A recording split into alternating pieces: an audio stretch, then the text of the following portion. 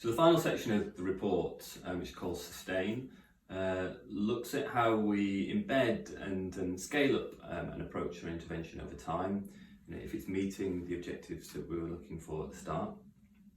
And there's a risk that once something is becoming established and taking root, that that we move on to the next thing and neglect it. But in doing so, that there's a risk that we undo a lot of the good work that's been done to date. And of course, schools are rarely static, so it could be that a key individual leaves the organisation.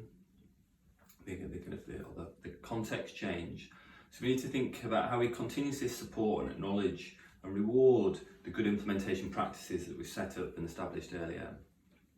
So to go back to the gardening analogy, you might have trees that they're becoming established, and we need to keep pruning and tending to the plants, in line with what we'd like them to be. And I think that's a nice way of thinking about this section. You don't need to give it as much intensive effort, but we need to keep track and on top of how we hope this approach or intervention is being used over time.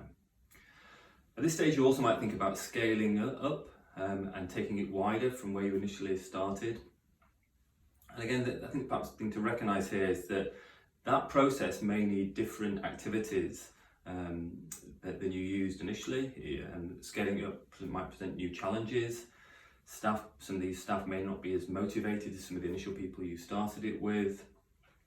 You might need to taking it to scale. It involves training more people, so you might have to train trainers to do that work, and that will create new things that you'll need to address. So what we suggest here is try and treat that scale-up process as a new implementation process in itself that builds on the previous work that you've been doing.